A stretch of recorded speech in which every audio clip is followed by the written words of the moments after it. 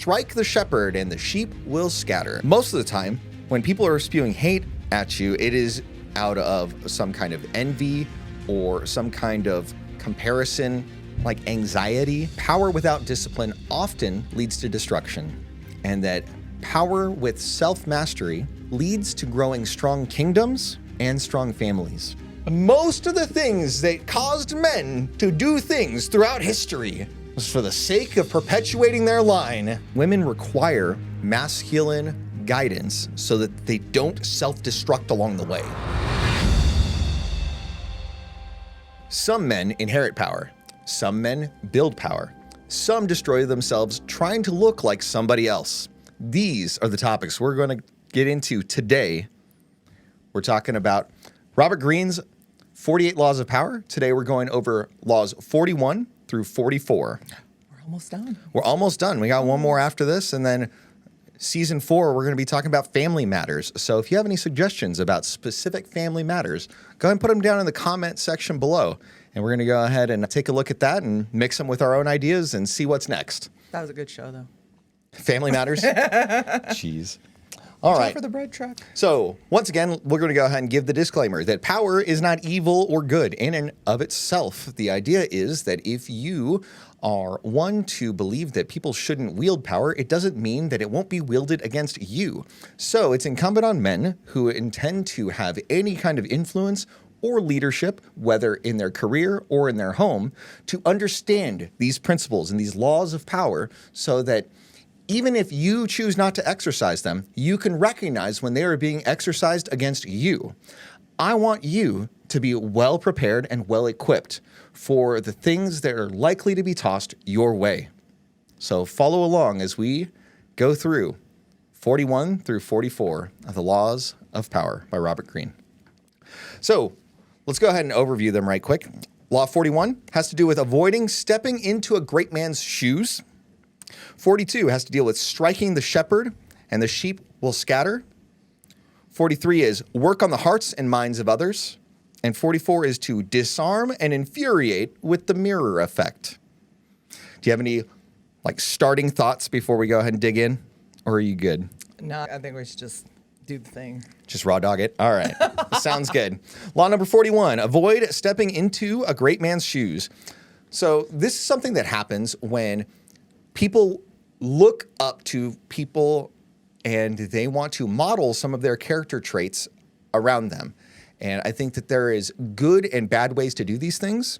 And I think that oftentimes people fall into the trap of imitating too closely someone else rather than building themselves up from the models and the lessons that were given before them. I think that generally speaking, that as a society, we talk about building ourselves or standing on the shoulders of giants. Now, the thing is, you aren't actually stepping into their shoes. You are using their wisdom and their influence as a way to build a foundation for yourself and building yourself up from there. Have them walk so you can fly. That's the idea, right? And I think that in a lot of ways, parenting is that way. Is we as parents, one of our fundamental goals is to make it so that our children have a better life than we did. And I think that's a very common idea across parents, if not just nationwide, but worldwide. Mm-hmm. Though I think that nowadays I see that sentiment less and less often because I think that more often than not, people are struggling and they can't really see beyond the here and now. Or they just see all of the cautionary tales rather than the examples. Or the lessons that can be drawn from them. That makes sense. And in that, a lot of people just feel like they're in their own bubble. Mm-hmm. And they're just like, well, I'm not going to do that. I want to do something like that.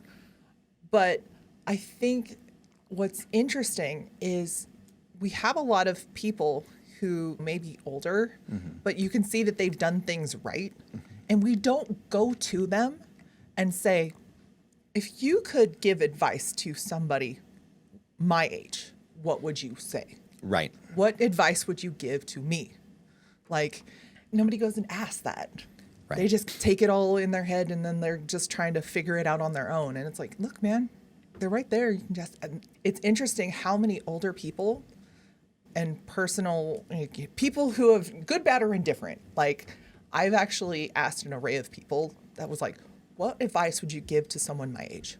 And they're almost like blown away that like people even ask. Right. And I think it's because they are so accustomed to people not considering their opinion or their wisdom. Right. I think it is much more common in our age to discard and really not pay credence properly to people that we really should, and look around to the wise people around us that have good fruits that are evident in their lives to ask about them. Because most of the time, if you see good fruits coming from somebody, they have a story as to how they got there. Most people don't come out the chute and they're perfect. In fact, we know for a fact that nobody does. There's only one who did. Right? And so everybody has a story to tell. And if they have fruit and we want to have anything that is similar to the fruit that they have cultivated for themselves, it makes sense to ask and to implement some of their wisdom in our own lives. So it's really interesting to see how sometimes people will completely ignore that tree of wisdom and will instead look at popular icons in culture and then seek to model them one for one and be like a cheap imitation of that which they model themselves after. But that is so dangerous because you're only getting like the Pinterest perfect version, the storefront version. Sure, and depending on how ubiquitous their image is across social media, you may have more or less of an idea of their overall character, or maybe you're going to have a one-sided view of their character because you look at them in a way that they present themselves in a specific context rather than a holistic picture of who they are, which I think is kind of what you were getting at in a lot of ways. Even if people see like these documentaries, of these people's lives and how they like came to be and stuff, that is still an edited version of that. They're not going to show you the really ugly parts and stuff, even if they purport to be candid, and you're never going to get the real story. Yeah. And it's interesting because a lot of times if you go out in public trying to directly imitate somebody, the most common insult that you're going to get is that you're the Temu version of whatever that person is. Yeah. Right? And it's intended to be shameful, whether or not that's actually the case. Right? If you are one for one trying to model yourself after somebody else, you're not that person. So you aren't going to go ahead and get exactly the same results as they will, and you will not be taken exactly the same way because they had a unique function and a unique impact based on the culture that they were in at the time that they were on their rise. Because if you judge them based on when they're at their peak of relevance, you discard the journey that it took for them to get there in the first place. For them to even be on anybody's radar. Right. Well, and then a lot of times people will try to take an icon and not just do exactly what they're doing, but then try to outshine them. And I think this is where people end up looking very insecure on the outside because they're not confident enough in what they have going on, that not only are they trying to model themselves after somebody else one for one, but they're trying to do it in such a way that's more bombastic or more public facing or more just out there. So you end up looking like a foolish peacock with like half of your feathers. You look incomplete as opposed to being a consolidated version of somebody that you construct of yourself. So you can have your beautiful plumage. It's just different. It's different plumage. Now, I think that a lot of times guys fall into the trap of looking up to men in their lives and trying to model themselves one for one. A primary candidate for this is if they have their father in their life, a lot of times people will fall trying to be exactly like their father. Don't get me wrong. If he's a good and honorable man, then you're going to want to adopt a lot of his character traits and add in your unique set of skills, abilities, and talents to it to become a better version of yourself that stands on your father's shoulders. Ideally, that's the case. But a lot of times, the flip side happens too. Like in my case, I wanted to be the opposite of my father because I when I was young and not quite mature, I had a myopic view of who my father was.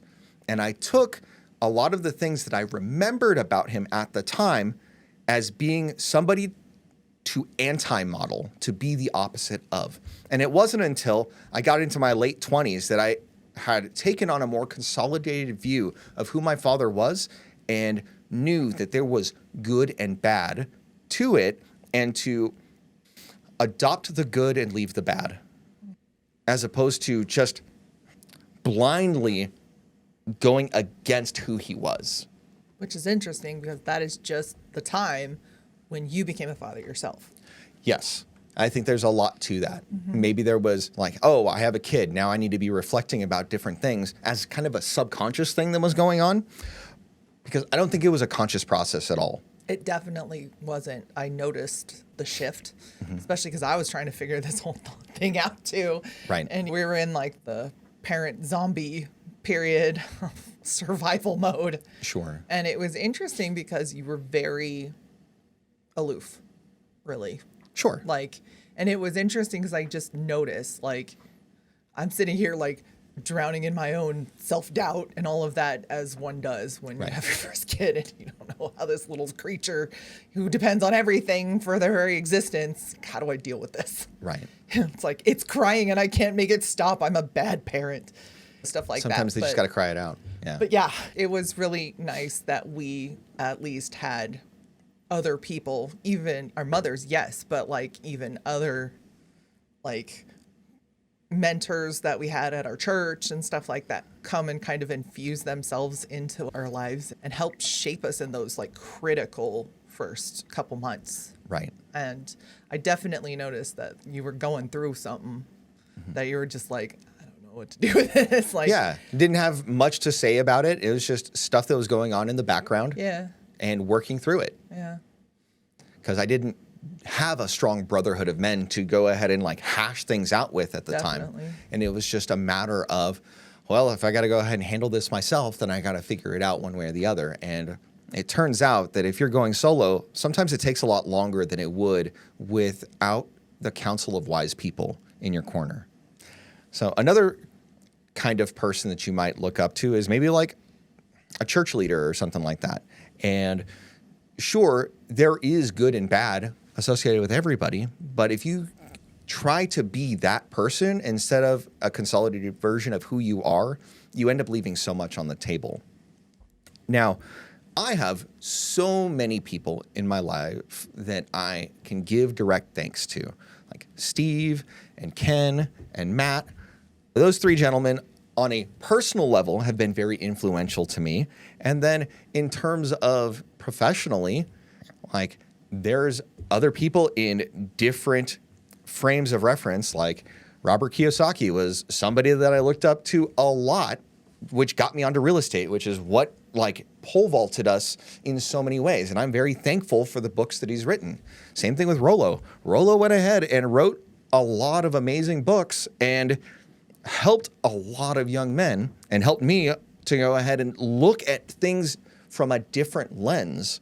And I think that all of those things, putting it together, helped me to create the man who I am today. And so I'm very thankful for all of those people. But it's important that we understand that there's a difference between trying to be them and trying to adapt portions of their likeness. Do you have anybody that you really go ahead and credit in terms of your building process for you?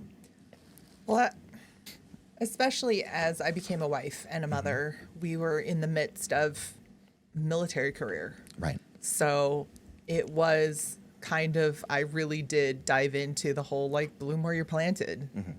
And so, and the biggest springboard, at least after the first couple of years, where we were just kind of trying to figure each other out. Right. And it was really, I wish almost at this point that we had started having kids sooner. Sure.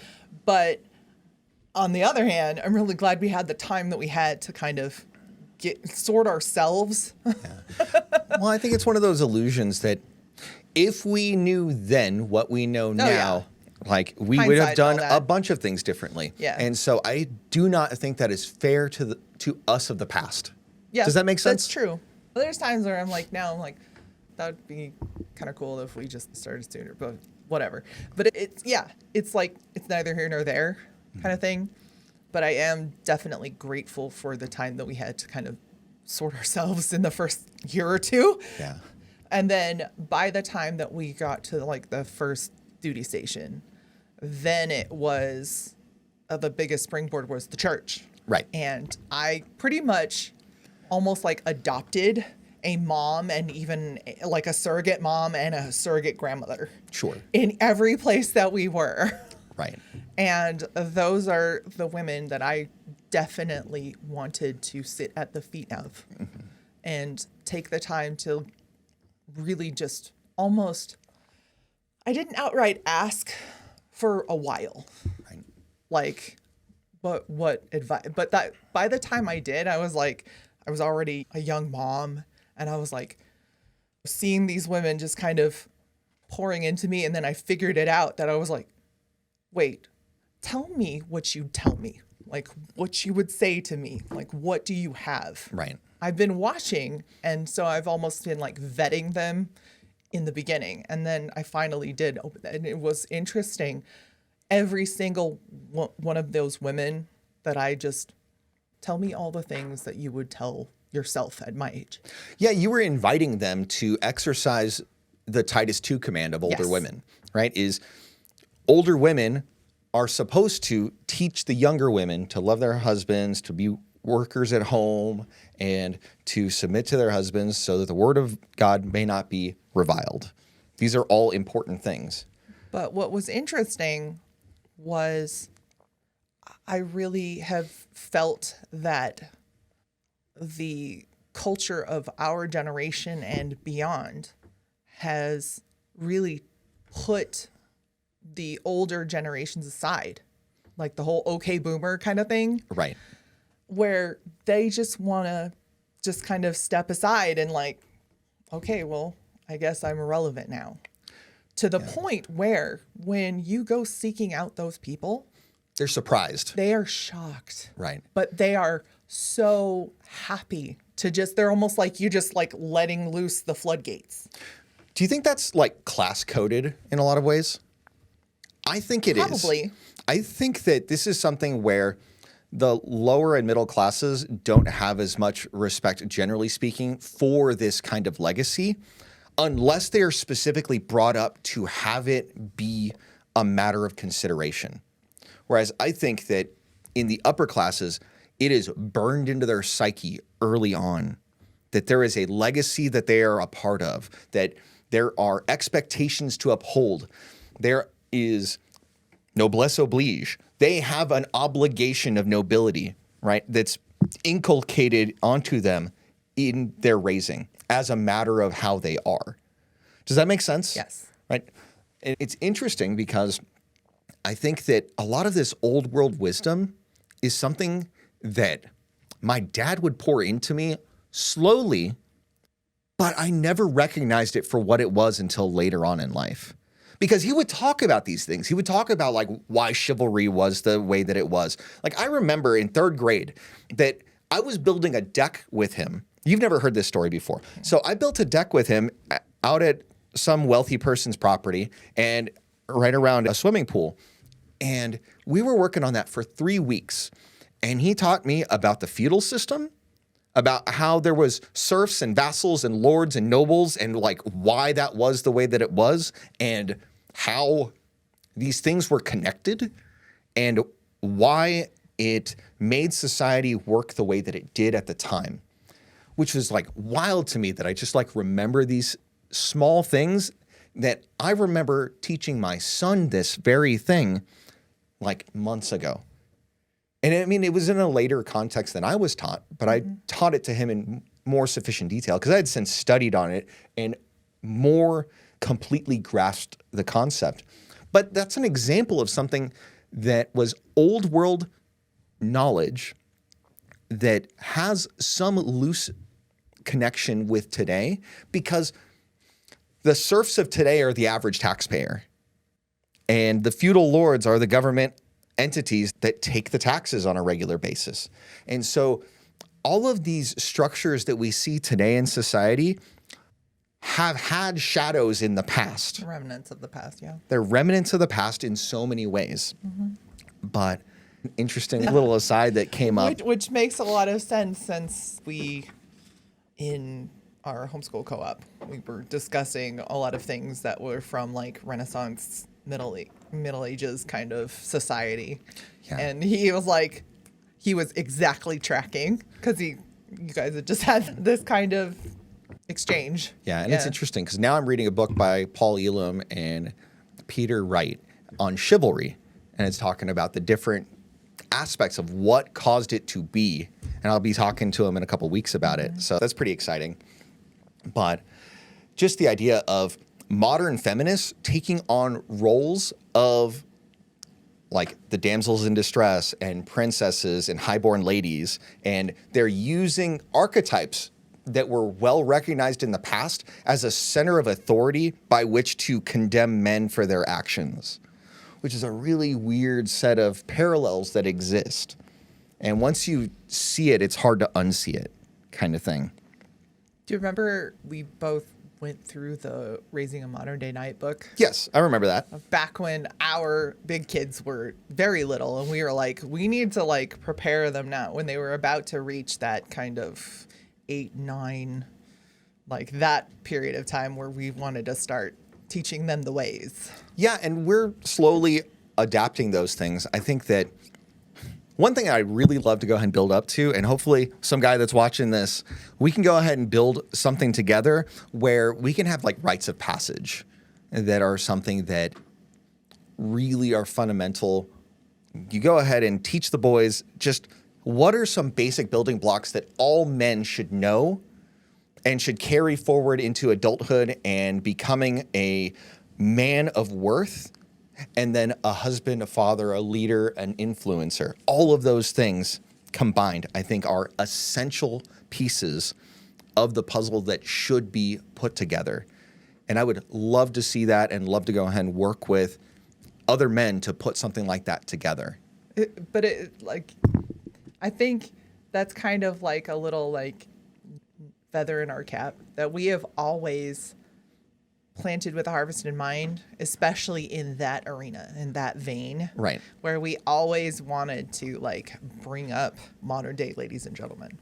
Sure. That has always been like a goal of ours, to the point where I think our big ones were toddlers, and it was like, let's just get a bunch of note cards and like write on each card like the skills that we need to teach them. Yeah. And I think somewhere in probably my nightstand drawers in the back or something, I'm pretty sure I still have those cards. Could you go look for those? I am definitely going to There's something to that. I think we're at a point in life that it would be worth looking into. Yeah, I think over the next week while you're traveling, I have the 2 brain cells to put together to do that kind of stuff and kind of look for that. That would be pretty cool. All right, so now taking this law into a marriage application, how do you or do women generally compare their husbands to other men in their periphery? I don't think you can get away from that. So the answer to that question was yes. The first stop on the shopping list is going to be your family of origin. All right. Like, obviously, the first one is going to be how your dad was. Right. Was your dad there? Like, that's the major function of fathers, right? Right. Especially with daughters. Yes. But you can't help but be shaped by the men in your life who helped you along the way, like during your growth and development when you were small. Mm-hmm. You had nothing but that small bubble to look toward.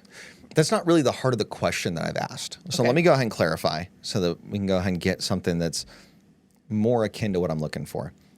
Do women generally compare men against each other in terms of mating and dating? Let's start with that. Do you think that women go ahead and date a guy and then go, oh, how is he compared to my other options? I know this is asking you to think outside of your own bubble. Yeah, I don't really have the real Would you suppose life that experience. would you suppose that this is a thing that exists for other women that do not have as good an option locked in? Well, honestly, I can't relate to the modern dating world like that. Okay. Like, I think that is a thing that is regularly happening, and why the dating landscape is so jacked as it is right now is because women are so busy thinking of whether this guy is the best that she's going to get, rather than being confident in the guy that she has being the best. Because when a woman has the best she can get, it basically turns off her brain to other men. Does that make sense to you? Like, because that's not something that you really deal with. We've naturally talked about the whole like monkey branching thing and stuff like that. That's basically what I'm asking about, because the people that are watching this do not necessarily have that as context. Does that make sense? Yeah. So, do you think that women make comparisons about men on a regular basis? If they're single or if they're just with a boyfriend? What's funny is like... And it's okay if it sounds bad, by the way. Well, even in like established relationships, I think the biggest like red flag in that arena is if you have a hall pass list. Okay. I would say that similar to that, another big red flag is if you've got Instagram and you've got pictures of yourself scantily clad and without your man. Like, does that make sense? Well, or even pictures of you like dressed well without your man. Any pictures of you solo being the predominant like feature of your Instagram or social media without your husband and children, I think is the thing that's a huge red flag. I don't know, but definitely. Like, I see it as advertising. I see if you say you're a married woman and you don't have pictures of your husband anywhere on your Instagram, or at least not prominent. Okay. To me, that sounds like you're advertising for a replacement. Okay. Can you see how that makes sense? I don't, as long as like just your profile picture. I mean, mine's like, some of mine are just like. No, but you understand that on Instagram, there's a lot of pictures that you can have on your profile. Yeah. Right. If there's you have a significant other that's mysteriously absent from pictures of just his hand, or pictures of just a part of his shoulder, or even just your like that's a tell. Even just you and your kids. Oh yeah, without. So I've seen that. So now you're on board. You understand what I'm talking about now. When I asked the question, you gave me this look like, "What are you even talking about?" And I'm like, "You've got to be kidding me." Well, like, but you get the idea, right? Mm-hmm. Okay, so do you see that as a red flag if a woman's doing that? Yeah. Okay, cool. Yeah, it's a little sus.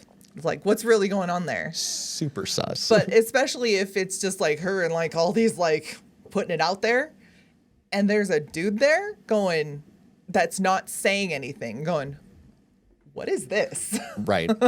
Why is this the storefront? Like, that's mine. Right. The fact that it exists in the first place, I think, is the first red flag. And then the second red flag is, oh, we have the content. It's pointing in a direction, and the direction is a for sale sign.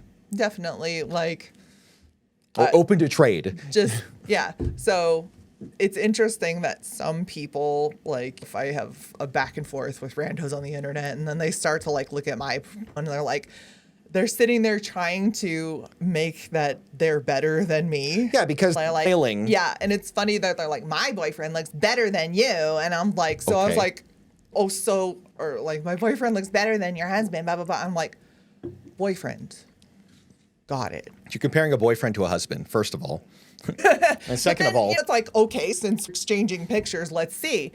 And yeah, it was interesting because that specific one, it was all her and her kids. Oh, yeah. That's it.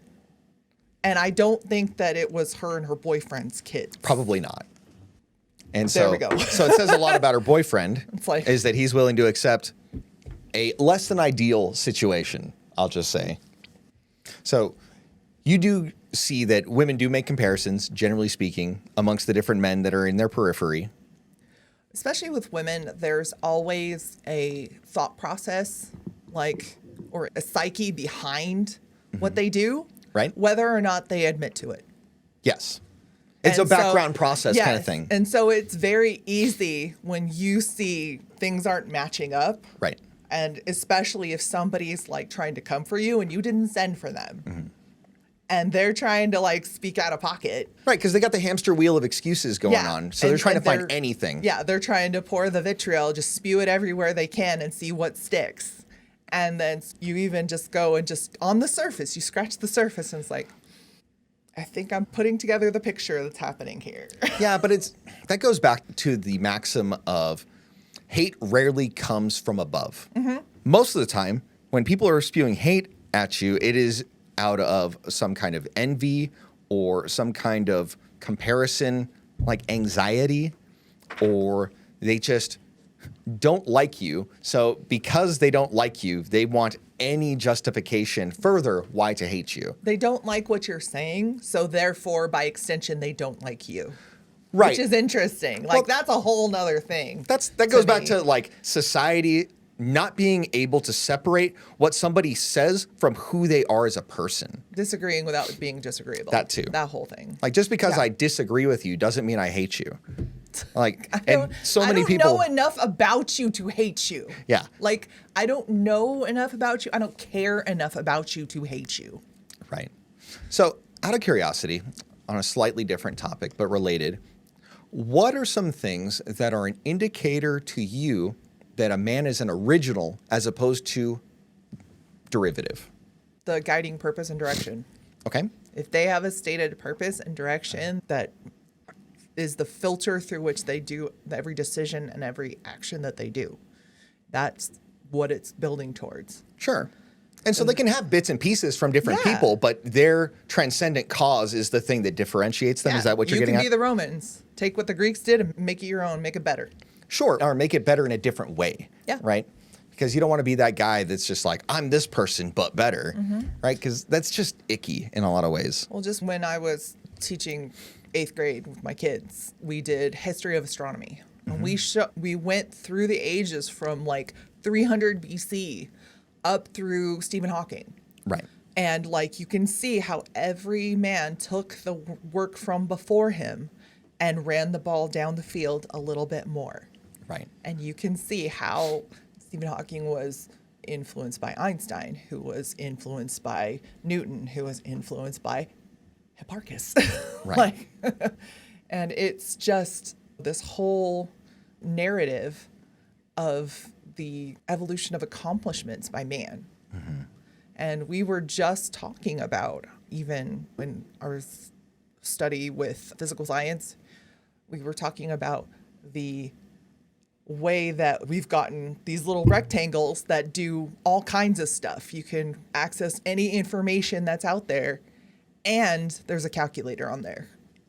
Whereas we had in our time, we were growing up, we just had a little rectangle with little buttons that just did the basic operations, right? At least until high school. Then we got TI-83s. Yeah, but even then, and now that's on the internet. Right. I'm able to like project a graphing calculator from the internet onto a screen. Right. That's amazing. That has like going back before that, we had a little abacus, a little sextant that in 300 BC, that's how they calculated the distance from the Earth to the moon within like a marginal amount of error, like very slim margin of error. I was like, which is pretty good considering the technology at the time.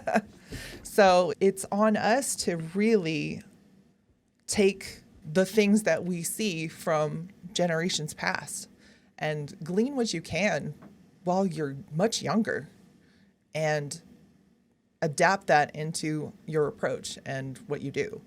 But it's definitely, if you don't have a guiding foundational purpose and direction in your life, what are you going to direct that cannon towards? Right. Nothing and no one. Very important. So before we go ahead and close this out, there's 3 big takeaways that I'd want to impress the audience with. Is 1, you want to build identity before you seek validation. You want to be a consolidated person before you start putting yourself out there. 2nd, you want to honor the legacy of those that came before you. You don't want to compare yourself with ghosts, but you want to at least acknowledge those who came before you and say, yes, these were great men. They may not have been perfect men because, let's be honest, nobody is. So when somebody goes ahead and says that Thomas Jefferson was a great person because of this and this, invariably someone goes, oh, but he owned slaves. Like, look, that's not what we're getting at, and you know it. You're being a disingenuous person and like a poor steward of history, right? We can go ahead and look at the best of what somebody has and take those, like a cafeteria, put the best on your plate and try to include it in your character. And that's important. Just like it's still February, so we were just when we were discussing on Wednesday at church, we were talking about Martin Luther King. And it's like, not okay, arguing in bad faith. No, not like that. but like he had plenty of skeletons in his closet. Yeah. So like people will go ahead and look at his civil rights stuff and then completely gloss over. But you can look at all of it in its proper context and have an honest look and say, there are good things here and there are bad things here. We can adopt the good and leave the bad. But so many people are just blind to the bad because they have like this blind hero worship of these people. Whereas even if you take an honest look at them, you can still find the good and separate the bad. Yeah. And the third piece is it's on us to develop a distinct voice, because you don't want to just parrot the talking points of the people that come before you. There is some thought and some integration that should happen for you to come to a unique perspective. It doesn't mean that everything has to be unique, but you can have substantive differences in certain niche topics. That's okay. Like, we don't have to agree on everything to be Christians, for example. We don't have to agree on everything to be considered orthodox, right? Obviously, there's some things that would be, if you believe these things, then you're going to be heterodox. There's going to be other things that if you believe you're just a heretic. But there's a lot of things. There's a lot of grace for the common ground in Christianity. So let's move on to law number 42. This idea is strike the shepherd and the sheep will scatter. Do you have any opening thoughts on this one? So this one, for me, out of all the 40 whatever that we've done so far, this one I was like, oh man, everybody needs to know this. Like, Okay.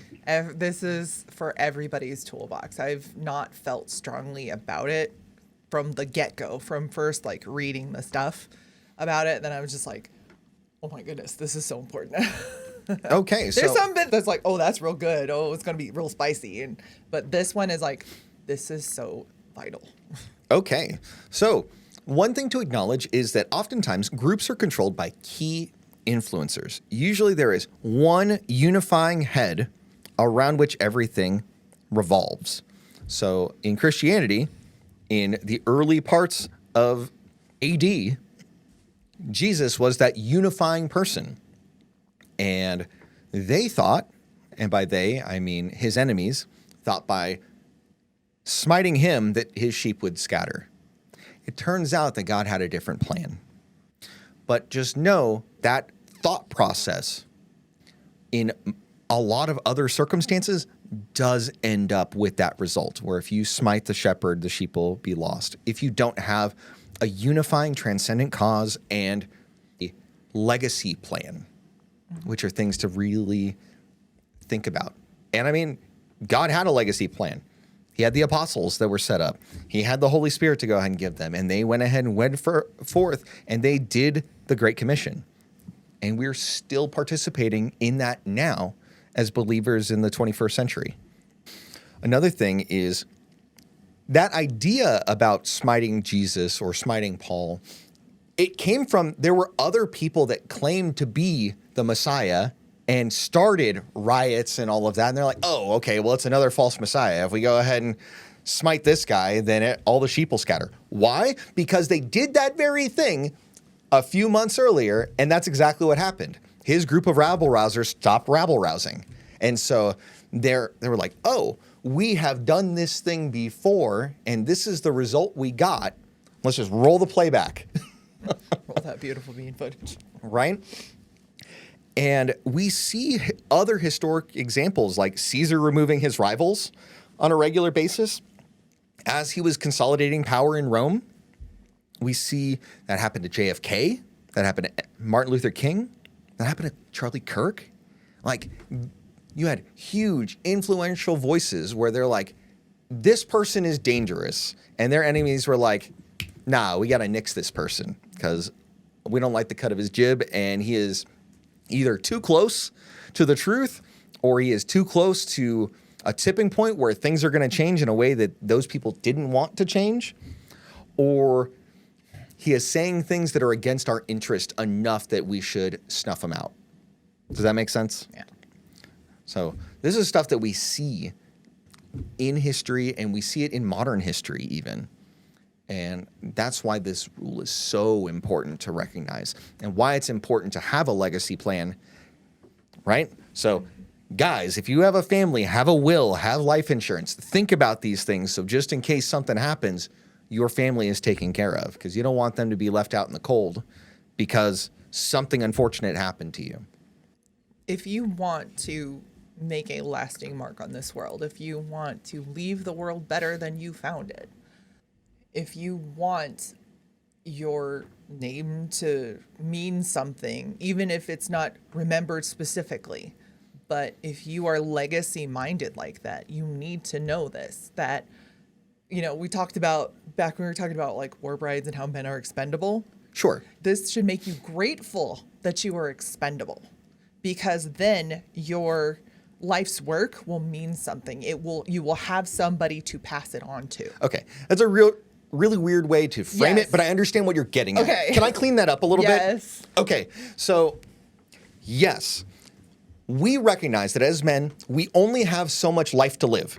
And because of that, it makes it all the more important that we leave a lasting legacy. Things like writing books, having YouTube channels, making sure that your culture and your beliefs are transfused into the next generation so that they can live on. Because life and things of transcendent purpose often are like a relay race where there is a set period of time that we don't know what that set period is, but you have a length to run, and it's on you to go ahead and take the baton and run it as far and as fast as you can, and to take that baton and hand it to a worthy person to take it and to continue to run the race. Is that a reasonable reframing of what you were talking about? Yeah. Okay. Because when we get into male expendability, there's a lot of connotations that go into that. It was just general cultural commentary that Got it. everybody wants to be special. Everyone wants to be unique. But honestly, if you want to really change things for the better, Right. you need to have that mindset that I'm not going to last forever. I'm not Yes. going to do this forever. I should hope not, because that is how this is going to go forth and conquer. Right. And I think that mindset is really powerful for parents as well. And I think that's really the basic building block of parentage, is the idea that you're not going to live forever and that your children are natural torchbearers for your family legacy. And if you don't have a family legacy, because let's be honest, the vast majority of families do not have a family legacy, which is sad, but it's a matter of priority. They don't prioritize family legacy. They're not mindful of it. And in a modern context, a lot of people don't have room for it. If we're being really honest, they don't have the room to look past right beyond their nose because they're working paycheck to paycheck, and they've got creditors chasing them around about their debts and things like that. All of these things take away from your ability to project yourself forward into history. That's the thing, is throughout the course of human history, the truly memorable time periods are marked by dynasties. Dynasties. That each generation saw themselves not as, this is me and this is what I'm doing. I am a steward of these things. And I have to take what I've been given, increase it, develop it, and hand it to someone else. Right. It's interesting because a lot of billionaires and tycoons of the past have done that very thing by setting up foundations and various heritage organizations to take the thought process that brought them forward and to continue to perpetuate it in the future. Don't get me wrong. A lot of those foundations have been doing things that I personally disagree with, but that's their vision for what they would want to see in the future, and they put their money where their mouth is.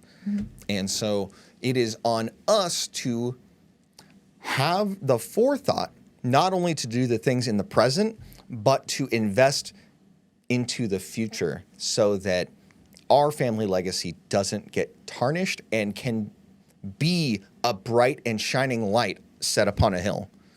It's funny because here where we live, there's a Johnson & Johnson like campus over Sure. there just down the road. And does like anybody, do you know who the current Johnson family No. head is? What do you got? No, nobody knows. I saw a documentary, couldn't even tell you his name. Doesn't even matter because he is basically, he inherited the fortune from his father. He's the one to figurehead and be the steward of it. And I watched this whole thing about him just going, the whole history of the family and how they started pharmacy, blah, blah, blah, blah, blah. And it went to big pharmaceutical company. And he spends his days like, oh, well, it's important for, my dad taught me very early, it's important to have hobbies and charitable like causes and stuff, because that's how you're going to fill your days while you're doing this other thing. He's mainly a steward for his family fortune. Right. And that's it. And his personal, what he does day to day is not important. Or it's not anywhere near as influential Yeah. as that which built the fortune to begin with. And It's just a very like vivid example of that. yeah. Do you know his name? No, you do not. And that's important to consider is how is it that you are equipping those behind you to either maintain your fortune, to maintain your vision, or to go ahead and push it forward to the next level. Like, I'm convinced that my sons are going to be better equipped than I was, and they're going to accomplish so much more than I have been able to, because we're going to set them up with the best circumstances relative to their beginnings. Whereas my circumstances and my beginnings were paltry in so many ways. And we've created something from nothing. And they get the benefit of going from 1 to 2 or 1 to 3. But I had to go from 0 to 1. And that was the hardest step. And that's always the hardest step. Because as soon as it starts, you start a thing and you're like, yeah, we're doing this. Then it gets difficult. A lot of people will just go, well, okay, whatever, I'm going to do something else. Especially in like our generation and beyond. Like people just like are just hopping from one thing to the next because they can't get over that hump when things start to get difficult.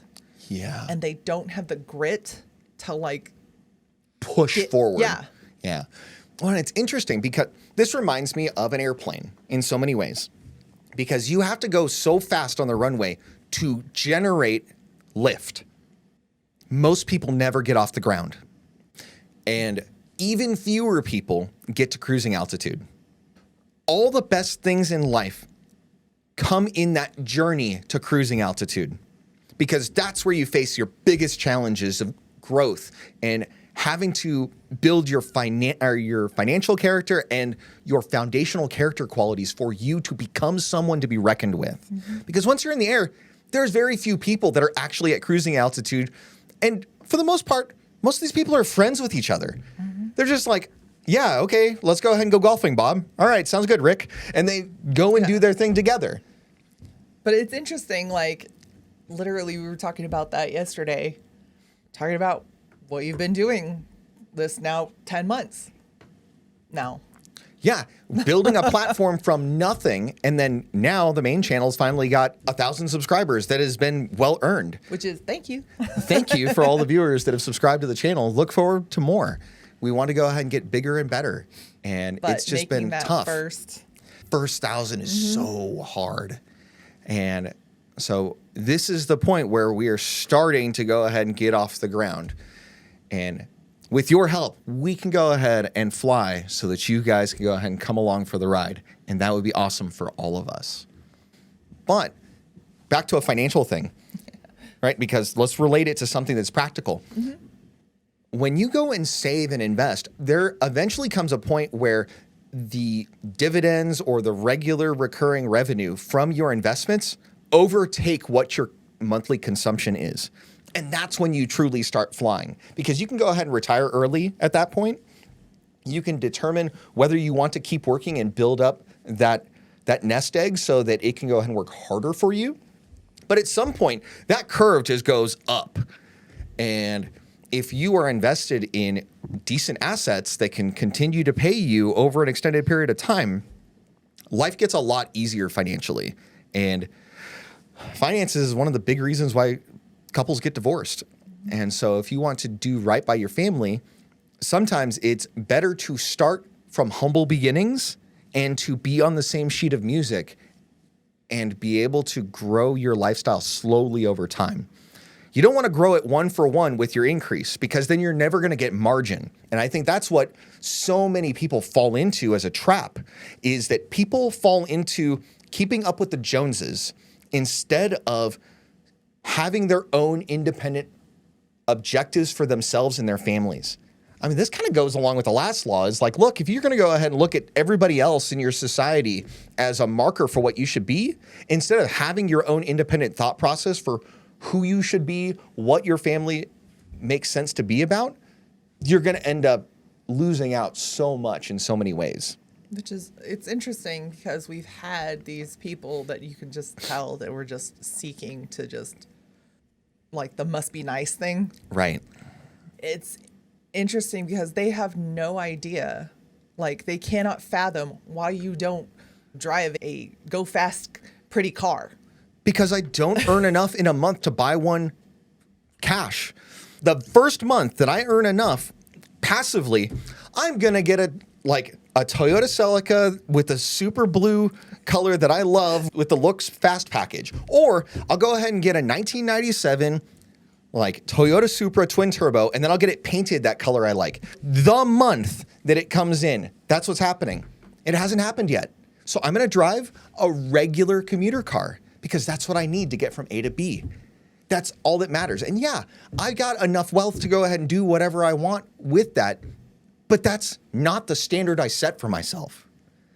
I set a higher standard so that we can live a better life as a family. And I'm willing to give in on and delay gratification so that the important things happen for our family, because that matters to me far more than any vehicle. It's just interesting you talk about criticism only comes from below, right? Right, and that's typically the case. And a lot of that is just because that's what they would do instantly if they came into money, which means they would not. Or they do it on money. debt, even worse. Yeah, but also the approach to debt, that they can't fathom that, well, if you're rich, you have a lot of liquid cash lying around. Why would you do that? No, because the value of the cash declines with inflation. Exactly. Yeah. But they don't understand that. That's Sure. the thing, is these people have these notions about what wealthy people do that Sure. are absolutely couldn't be further from the truth. Yeah, and then certain kinds and qualities of debt, the inflation decreases the impact of that debt. So at certain interest rates, it is almost negligible. And then you arbitrage the difference between your returns and the debt. And don't get me wrong, I have so much respect for Dave Ramsey in terms of building out a system for the masses, right? And his view is all debt is bad, except for a 15-year mortgage on your house that you live in. Totally get that. It's respectable for the vast majority of people. But I understand that in order to make substantial gain in the world, you have to take risk. And I'm willing to take measured risk for the sake of bettering our family. I kind of see Dave Ramsey's system, which is absolutely respect that. Totally respect it. Yeah. It's helped so many people, but it's like Debtors Anonymous, like AA for finances. Yeah, but there's value in that. Exactly. But the thing is, if you've been hemorrhaging money and you just get money and you spend it on dumb stuff, essentially, in the grand scheme of things, and you're drowning in your house is upside down and stuff like that. Yeah, you need to cut up credit cards, man. Yeah, it's like a drug. Yeah. So it's pretty much a very aggressive system to get you to change the way you think about money. Right. That is honestly its intended purpose. Mm-hmm. But do you think that he absolutely does what he does? like does that exact thing now. Absolutely not. I disagree. I think that he has a brand that's built up on it so much that I think it would be to his detriment to deviate from it. Because his brand is that thing and absolutism in that thing, there is nothing that makes sense from his perspective at his age, where he's at in his business. There is nothing that makes sense to take that risk from his perspective because his brand is built on that. Because he's at a certain point. Right, and that's what I'm getting at. I'm saying that because he's at a certain point, at this point, I cannot imagine a scenario where that would make sense to him, right? Because even if something went bad in his business, he has enough assets that he can go ahead and sell assets to cover the difference in a lot of things. So, like, I don't see that as a realistic path for him ever. So I think that it's unreasonable to kind of put that on him. Does that make sense? It's just a matter of brand congruence for him. So let's go ahead and get this back to the idea of the law that we're talking about. As a patriarch, as a leader of your family, if you are not putting in the steps needed to have a legacy plan, when you get dispatched, this thing could easily happen. Your family can go ahead and be in shambles. Your kids can go ahead and be scattered to the winds without proper guidance. Which is why if you don't know a whole lot going on in finance or in other ways of leading your family, you might want to get on that. I got a playlist on the main channel you can go ahead and take a look at. I'll go ahead and link it in a card or something. If you were to go ahead and look at this concept, this can also be looked at from the perspective of poor leadership in an organization. Because you can go ahead and find a way to oust the poor leader and have their rebellion quelled in a lot of ways. We do that at a statecraft level as the United States. We go ahead and create regimes that support our national interest, and we put puppet dictators into place in order to maintain those relationships. And so that is a really big nation-to-nation example of this concept at work. Like, so many of the changes in regimes, like, do you think that Saddam Hussein was about him being a terrorist? No, it was about him not being on the plantation and we needed to get him out. That was the reason why we got him out of there. So this concept is something that is not only applicable at the personal level, it is not only applicable at your church level or your business or the job that you work, it's also applicable in international affairs. This is such an important concept. All of these are just like universal concepts. So right. It's just as easy to apply them to your own individual day to day as it is to on the world stage. Right. So it's interesting because if we go ahead and look at this, sometimes the shepherd themselves has an ego, and that ego permeates through the entire organization, through all the sheep.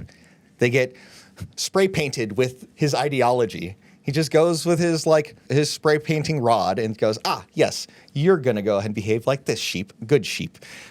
And they're all going to have, it's going to be a bunch of sheep with the same markings on them. MAGA what? Well, no, it's just like communism and socialism work that way. All the things. It's another thing. It's just, it's on both sides of the coin. Sure, but I think that when you look at big national movements, it is much more obvious to go ahead and take a look at, especially since we're nearly 100 years removed from the first big communist movements of the 20th century. We can go ahead and look at it and analyze it and be like, oh, this is what happened with Lenin, and this is where things kind of went off the deep end, right here at this point. And then we can take a look at how things happened with Stalin and how things happened with Mao and be like, oh, things were happening in their country that led to there being a desire for a strong leader for this thing to happen. And this person rose up and filled the void of what the people were looking for. And then once they took over, all kinds of other nonsense happened. And it's interesting because it's a double-edged sword. Because Sure. if things start to, like, if people start to get disgruntled with what's happening, they'll pin it on that figurehead. And then the system itself will do a hard reset, oust that guy, and put another one in who's just doing more of the same. Sure, unless the person in power is of substantial enough power that instead they just go ahead and take the dissenters and send them to Siberia. Oh, hey, that happened. It turns out. That happened once. Yeah. Right?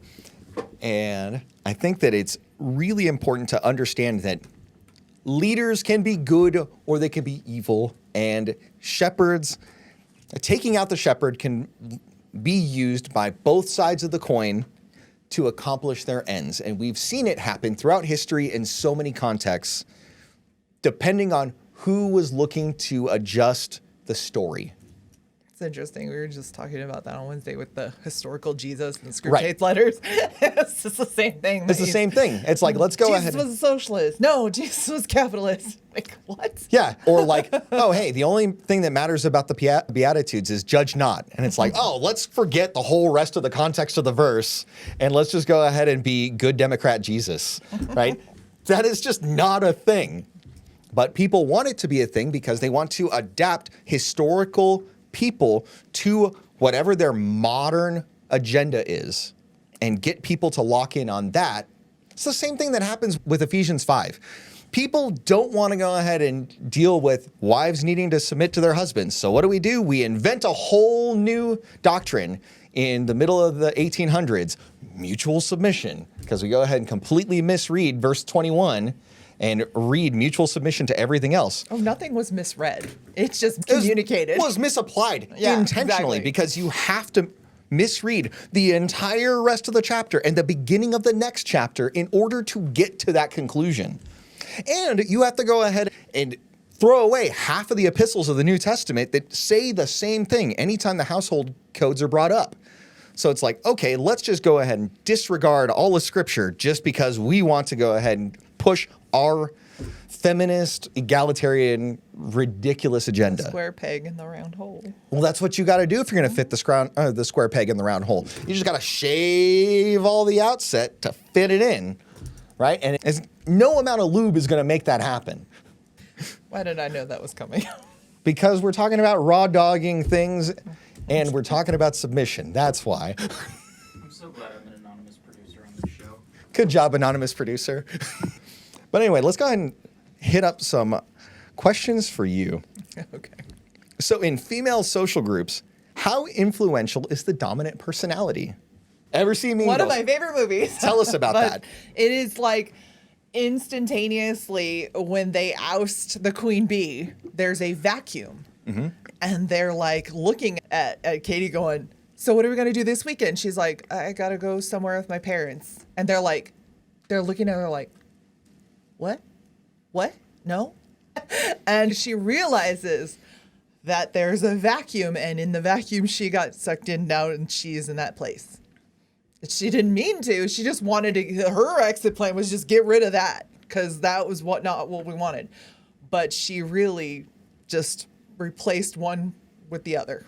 Right. Now, when Regina was in the Queen Bee role, how influential was she in terms of the social agenda? She was honestly, essentially in the hierarchy. She was the sun rose and set with her.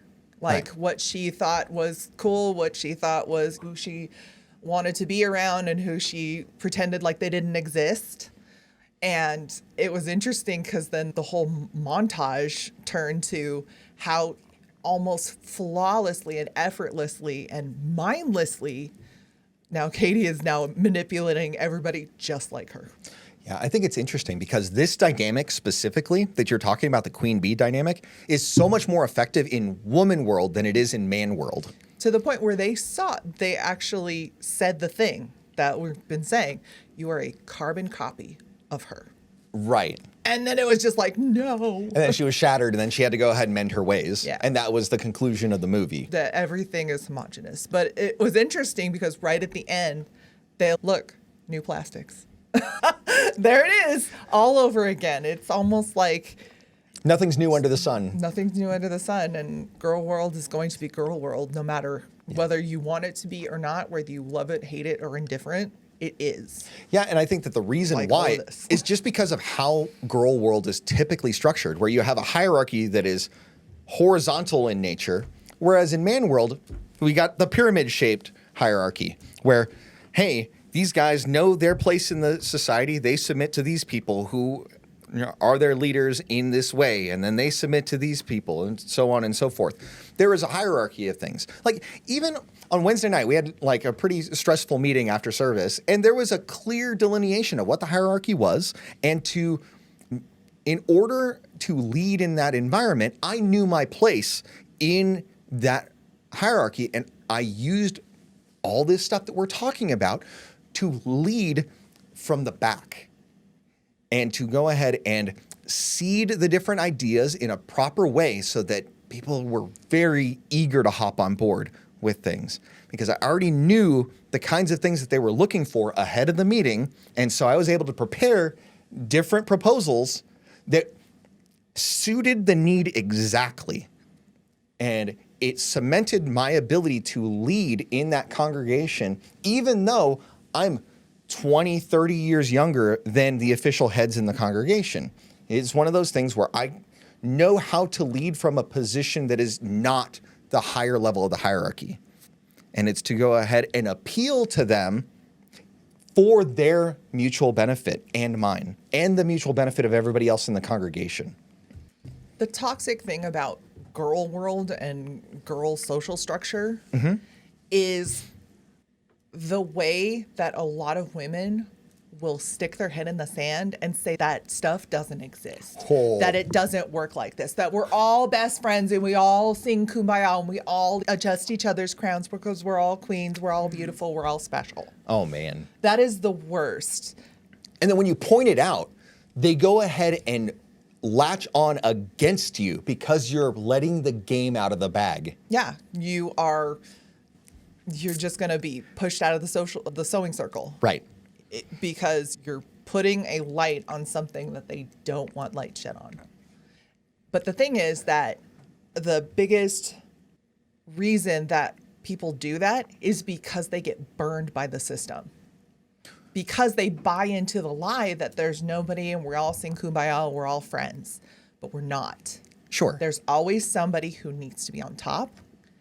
And when somebody from the bottom does not like that person and they supplant them, then this other one will cry foul and cry like, oh no, this is a terrible thing. Well, they don't have anything to lose anymore because they were at the top and they got ousted.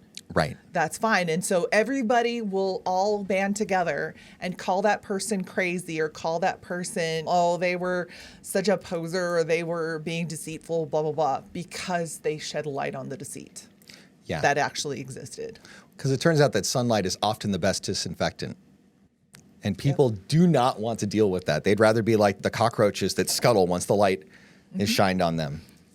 So to go ahead and take it in a slightly different direction, how do women perceive male leaders that decisively confront conflict? The way I've seen it happen, especially on a greater level, is that when there's clear and defined leadership, women snap into line.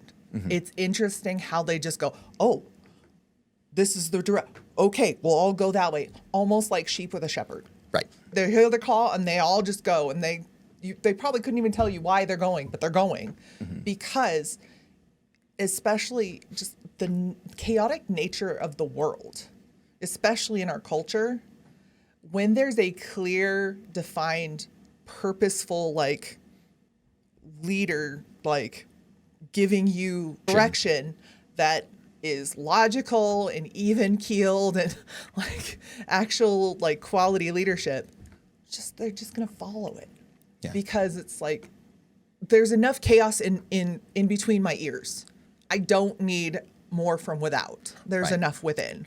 So when there's actual defined purpose and direction given, it's like, yes, I need this. But now how about, so that's with clear, defined leadership. Now, how about when somebody provides limp-wristed, soft leadership? How does that feel different? It's going to be tossing pearls before swine, and they're going to come and trample you. Like, honestly, like they're just going to just roll over you. That's it. And that is why that's honestly the problem I have with Frozen. Well, there you go. I think we've already gotten into that. So like see previous, I don't know. But it's interesting because as individualistic and snowflakey, like delicate and unique and beautiful in our own way that we want to say that we are, we're not. We need it, and we thrive under direct, clear leadership. Right. That's not feminine or female. I said it. Yeah. I'm a female and I'm saying it. Yeah. So I think it's interesting. So if we go ahead and have some takeaways for this law, I think that it's important to identify root causes to problems and to deal with those rather than dealing with the symptoms of things. Reactive, not proactive. Well, I think it's Or important. proactive, not reactive. It's important Sorry, to be words. proactive. Yeah. Words. I think that it's also important to address the influencer directly rather than the crowd. Because if you're trying to just counter signal for the sake of the crowd can easily just trample you if you're not handling it correctly. You're just going to add to the noise. Right? And as guys, at home, you are the shepherd. And whether you like it or not, whether you realize it or not, it is your responsibility. Even if you're in an egalitarian marriage, heaven help you if you are. But even if you are, you would be better served acting as the leader. Even if she bucks and gets all crazy with you along the way. She may not know it, but she needs it deep inside. It's worth sleeping a few nights on the couch. Yeah. A little bit of pain for long-term benefit, like honestly. But the thing is that like we've talked about this before. Even if she wears the pants in that she's the breadwinner, and you've actually laid out examples of how you have been in situations where you lead from the back. Right. Like you're not the person at the top rung of the specific structure. Right. But you can guide from where you're at in Right. a respectful way, in a way that's appropriate, but especially as the husband of a family, you should. It doesn't matter where the checks are being cashed from. Doesn't matter. You can still be the substantial guidance in the home. Yes. True. All of those things are true. It will be so much better. But the thing is that when you're not the breadwinner, it's just naturally going to be more difficult and you'll have to be more mindful about it. But I've seen it done quite beautifully. Not flawlessly, because we all don't get it right 100% of the time. You just have to put more effort and intentionality to it. Yeah. And it's just interesting because the more that I've been applying these laws in my personal life, the more I've been seeing opportunities to lead from whatever position that I'm planted in at the time. And even if there are circumstances around me, like if there's a doctrinal dispute or something like that, I'm equipped to handle it in an appropriate way, depending on whatever the context is, and to read, hey, where do I stand in this hierarchy? How should I best lead from that position in the hierarchy? And go, oh, well, we're pretty close in level, so I can handle it this way. And then if things go wrong, then I can go ahead and take this step and this step to make things better. Whereas somebody that is not equipped or doesn't have the background to think about these things can easily get lost in the sauce on that. What's interesting is that you actually just said it, that you need to know, you need to have enough awareness. Reading, we've said this time and time again as we've gone through these, like reading the room, knowing where you stand in the hierarchy and the pecking order of things. There's always one, whether you want to acknowledge it or not. You need to know where you stand in the room. Right. Whatever room that is. And by reading the room properly to use the right set of tools for the right situation. But if you're not going to go ahead and look out for these things, you're bound to step into a pit trap at some point. Or you're going to go ahead and navigate this labyrinth blind and fall into a spike trap or find a minotaur. And you don't want to be there with a minotaur if you're a level 1 character. That's just terrible. It's bad for everybody. If you want to go ahead and be able to look around you and run away from the Minotaur, because if you just keep running, they're not going to catch you. All right, let's move on to law number 43. Work on the hearts and minds of others. This is something that a lot of people neglect. They look at the logos only, or they look at the emotional temperature of the room only. Hearts and minds are important in so many contexts, whether it's marriage, whether it's parenting, whether it's in business. Having both in the right context, or knowing how much of what in what circumstance, once again, goes back to reading the room, how much should you use in a given context to accomplish your objectives? Because the whole reason to wield power is to be able to accomplish the objectives that you set forth and to influence people to go along with them. And if you want to be able to influence them, you need to be able to mix this in the proper mixture for the proper person. So I think that a lot of times people will misread the idea of having power and having authority and try to coerce people into doing things. And coercion can work on a limited basis for a limited time in a specific context, depending on the levers of power that you have. And this, in many ways, I think is what brought an end to slavery as a whole. And hear me out here. This is going to be kind of wild, but I think that this, more than anything else, industrialization is what ended slavery more than morality.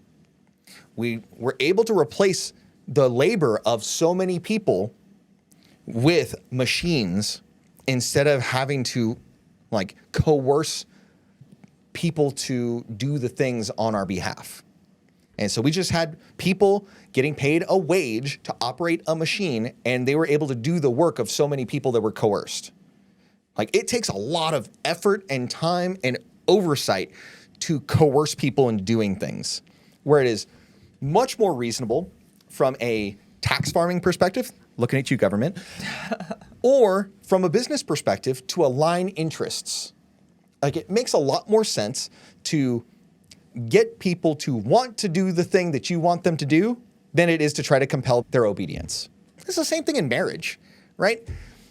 Even back in the day when you issued spankings in a non-recreational way, like, you only got obligated compliance. You never got willing or willful or enthusiastic compliance. Those levels of followership are only attainable through mutual consent and mutual benefit. She's only ever going to do the Cirque du Soleil stuff in bed if she really is down for you. That's the bottom line. Does that make sense? Yes. Yeah. And it is interesting because you're talking about making sure that the other person you want them to do the thing you want them to do when there's buy-in. Yes. And that is especially effective with women and children. Okay. Talk about that for a little bit.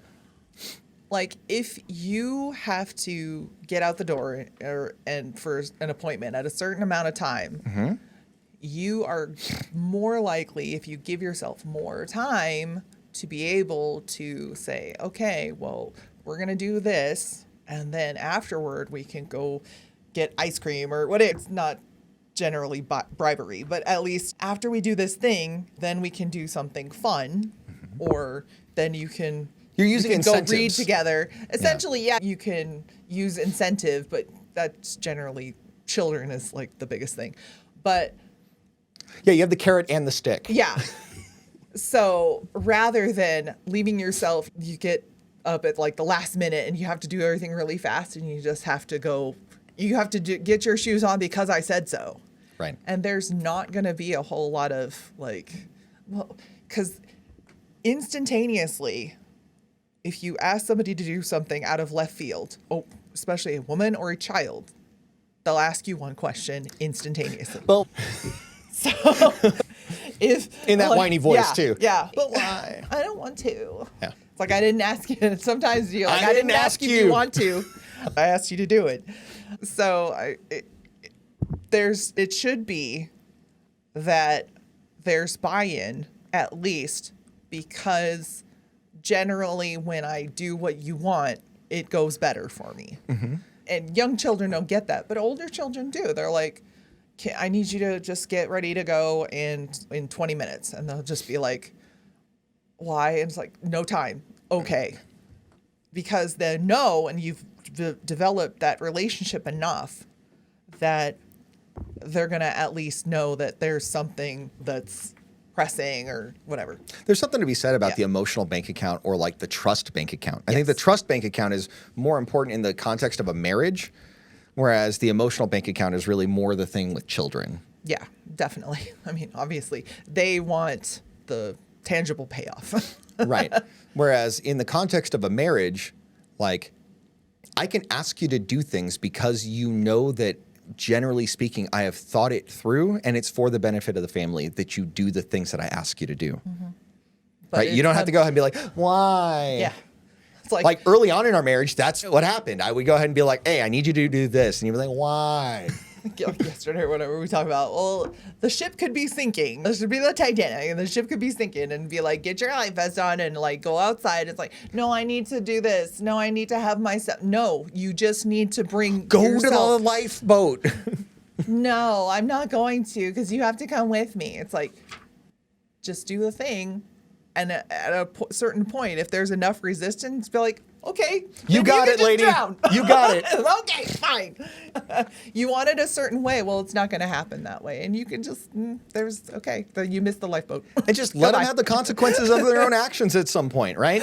And the thing is, like, in the context of a marriage, like when you're initially trying to go ahead and train this compliance, at some point you could just be like, okay, I'm going to ask you to do the thing. And if you don't do the thing, then you go ahead and pull other levers that you have, right? You withdraw attention, or you do things that are the things that she wants from you. You can go ahead and pull back on those things. And you don't tell her that you're doing it. You just do it. They'll figure this crap out because they have these antennas where they can tell the social cue of stuff that's going around them. But most guys have no clue that they can do these things. They just kind of give up their power. Well, boy, howdy, in this modern culture, if you're not doing this, she's doing it to you. Oh, yeah. She's manipulating you left and right. You, right? There's this sweet little old Hispanic lady, and she always tries to, like, goad me a lot, where she's like, make sure you're keeping him in line. And I just shut it down. Yeah. Because I'm like, heaven forbid I'm in charge. No, thank you. Like, he actually needs to keep me in line. We can't let the crazies run the nut house. Right. Like, we can't. And it's just every single time she still tries to do, and I just shut it down because I'm just like, we're not doing this.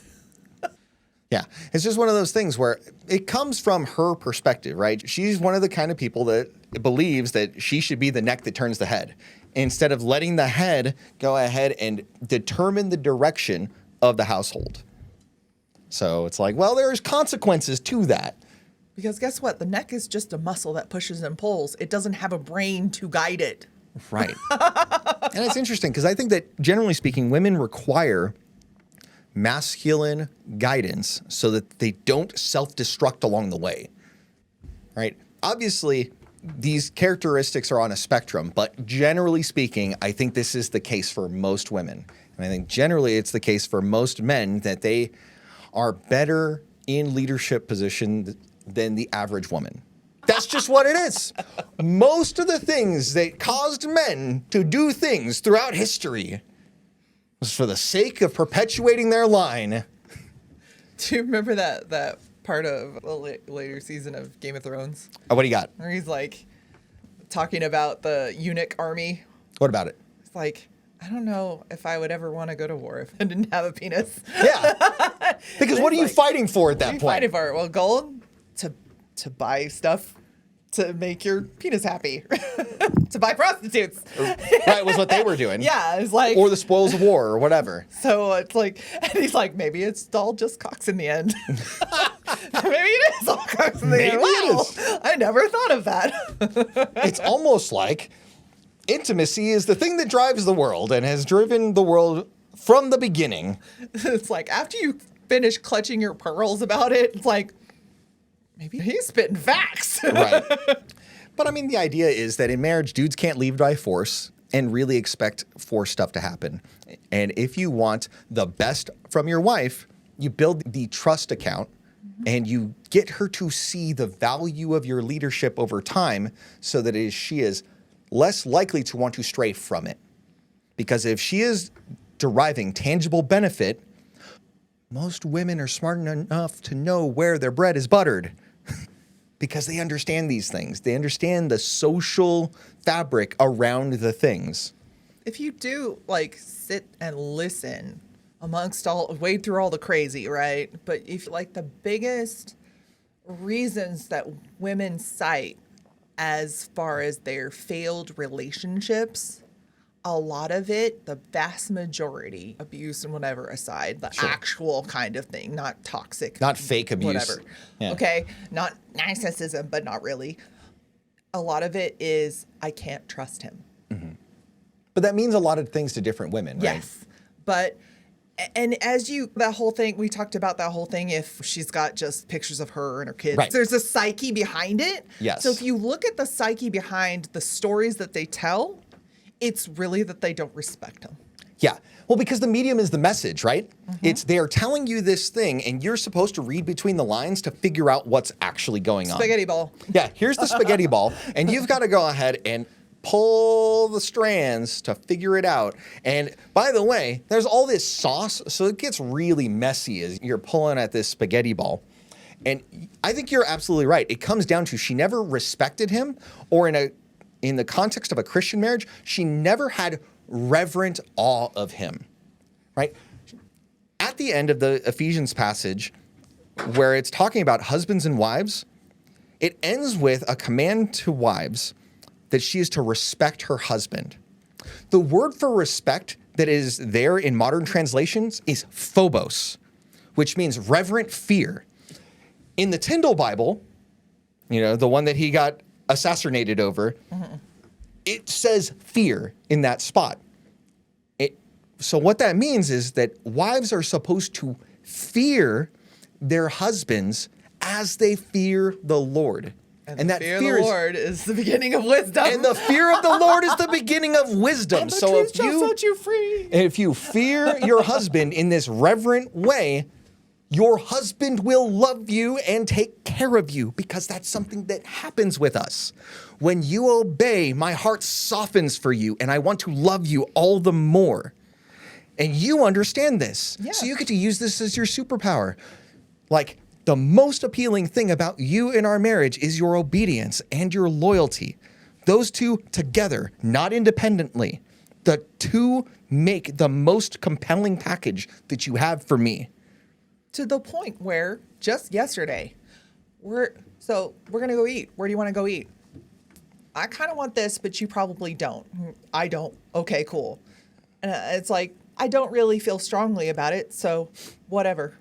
Yeah, And literally whatever. It's not like, oh, well, we'll go here. And, oh, I don't want it. No, there is no further protest from me. Yeah, and I picked a location that you had positive feelings about anyway. So you were really not you weren't put out by the decision at all. And furthermore, we walked in the door. I went and sat down. I said nothing to you. It's not, what do you want? It's whatever comes to the table, I enjoyed. Yeah. That's it. Well, and the thing is, of course, if I thought that you would have preferences for something other than that, I would have asked your preferences. But we had talked about it along the way. Yeah. I already knew this is the general direction that I'm going for. So there you go. You had no protest. So it was really an easy process. You went and sat down. I took care of it. I brought you the stuff. And you had a happy, enjoyable few moments to do whatever you were doing with your journals or whatever along the way. Talk about our day and we got to talk about this a little bit, Yeah. right? And so it was just a great example of submission in marriage, right? And submission, another good word for that, if that S word just triggers you, is surrender. It is the idea of just letting go and just letting it happen. You might know in an intimate environment, that's how that goes.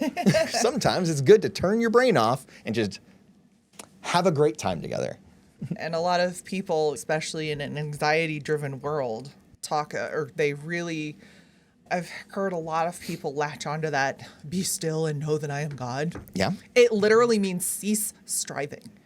Like, shut it down. Stop rebelling. Stop working, like, stop doing. Like, just be. And that is interesting because people will see that, like, submission thing and just, like, all I have to do is go sit down and, like, and everybody's going to be like, you don't have your own ideas. You don't have your own brain. He's doing all the thinking for you. That's abusive. That's narcissistic. That's toxic. What?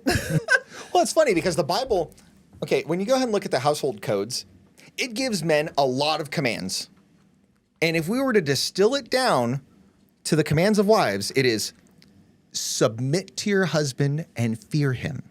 Two things is really what is said, whereas the guy has all of these specific and enumerated commands of him for your benefit.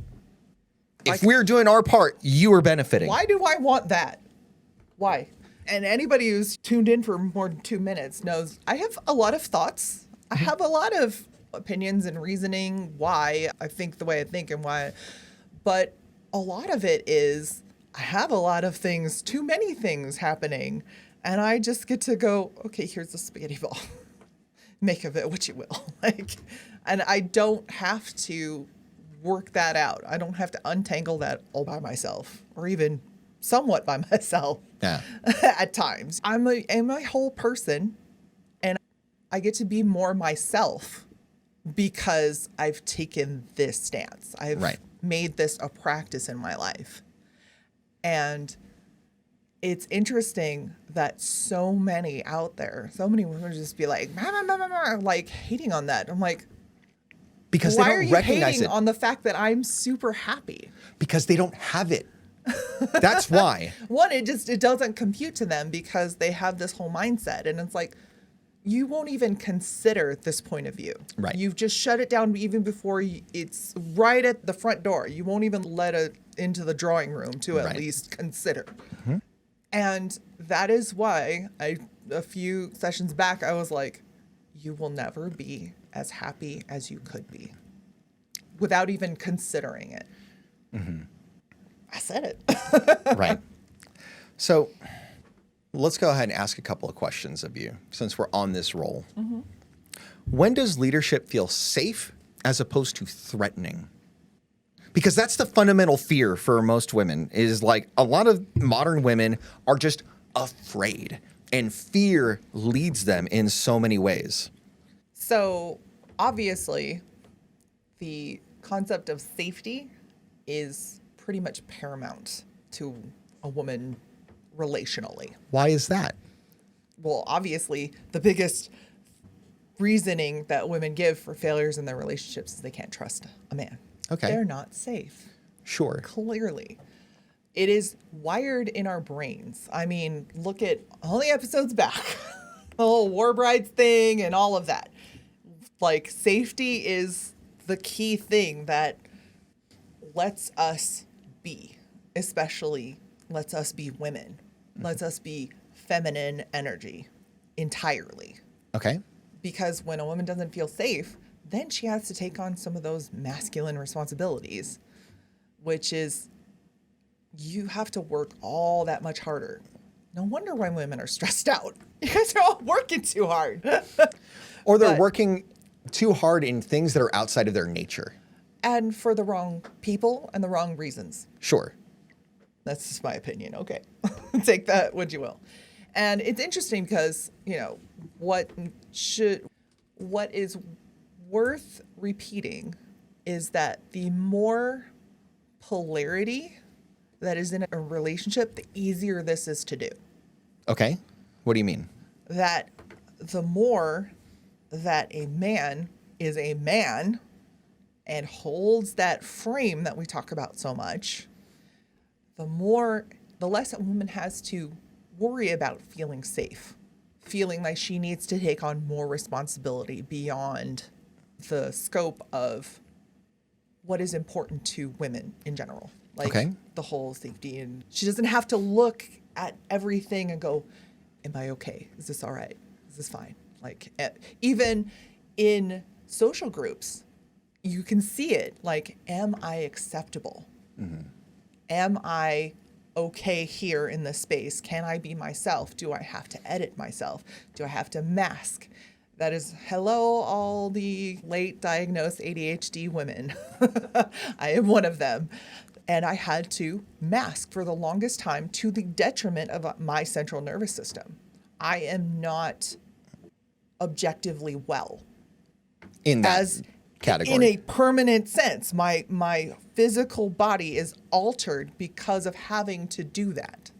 Or at least you felt that you needed to do that. Yeah. Whether it was actually a necessity. And it wasn't, and the thing is, why I'm almost to my mid-40s and now I am dealing with the consequences of that is I did not have to do that in my relationship. Right. I did that in all the other relationships. Trying to be acceptable to, honestly, people who weren't worthy of it and didn't matter anyway. Say it with But your chest, girl. I did. I mean, because you're... But honestly, in a marriage relationship, one, primarily, if there is purpose and direction in the frame that's being held by a man, by the husband, and if there is an even amount of emotion in the leadership, if there's too much emotion, i.e. being controlling, doing that coercion, that is going to elicit it's not going to be it, right? Well, it caused you to be threatened by a lot of things. Exactly. You're not going to feel safe. You're not going to want to trust somebody or respect somebody who is just being overbearing. Right. And on the flip side, if they're not putting any emotion into And it... if there's too little emotion, or if there's maybe, if you want to, that Christoph energy. Gross. That fixer-upper energy. Yeah. That you have to, she's going to feel like she has to make up the shortfall in that frame. There is no frame at all, or there's too much frame. And I would say, from a different perspective, if a guy is just like a stone robot all the time, there's not enough emotional signal for a woman to take and interpret. And that lack of signal is also something that causes existential dread in the heart of a woman. Yes. Because she doesn't have anything to go on. So when you have nothing to go on, your natural instinct is to fear, and not in a good way. Where you don't know where you stand. Right. Does that make sense? There's no, you're doing this terribly, and there's no good girl. Yeah. And so either one of those things, those are going to produce willful or will-less responses. Right. Neither of those are going to be good. enthusiastic responses. Willing. Ready and willing. Yeah. Any of those are good responses. Ready, willing, enthusiastic. Shoot for enthusiastic, gentlemen. That is the best. It's the best. It's good times all around. Yeah. But so with those in the foundation that is laid, there is a third thing that really just chef's kiss. What do you got? In that framework, in that purpose and direction, this is where we're going. Almost like a car direction or whatever. Like Some GPS. or not even like just the car. Like he picks you up in the car and you know where you're going to sit. Right there. You sit shotgun. There's already a place for you determined and available and laid out and ready for you. It's almost like, guy, we're going on a road trip, going, hop in. Yeah. Pass the seat right there for you. Ready.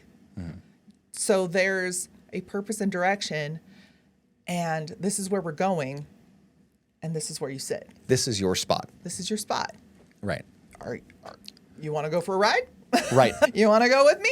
And that is where just everything just like sings. That is where it's just like, this is perfect. Because you know what you're supposed to do. You know where your role is. You know that there's somebody in the driver's seat. And you know where you're going. Yeah. And the thing that goes often unstated is that the driver has the option to be like, you're no longer welcome if she's causing too many problems. And that's the issue that I think that a lot of guys have is they don't hold frame. Mm-hmm. Like they'll just hold that spot for her and let her be a tyrant from the passenger seat. Yeah, she wants to be a front seat driver. Front seat driver. Or a back seat driver is worse. Right. And it's interesting because just to extend the metaphor, when I have to drive with the kids somewhere and I'm just like, I've got my like protein shake and my energy drink to start the day and we're getting going, especially if we're going to like co-op and it's like hella early in the morning and I'm like half awake. I put my 2 drinks in the cup holders and my daughter usually is in the front seat in the morning. And she knows, she shakes my protein shake up and she unclicks the lid, and she pops the top of my energy drink. And I was like, the first time I really like noticed it, because I used to just be like, can you open this for me? Thanks. And then all of a sudden she started doing it on her own. Mm-hmm. And even like longer things, if we're going out to my mom's house, 20, 30 miles away, she like gets things ready. And she's like, here, open the phone so I can be the DJ. And I was like, cool. I said, you're a really good shotgun. She goes, thanks. I learned from the best. Oh, that's true because and honestly, I learned from my mother. Mm-hmm.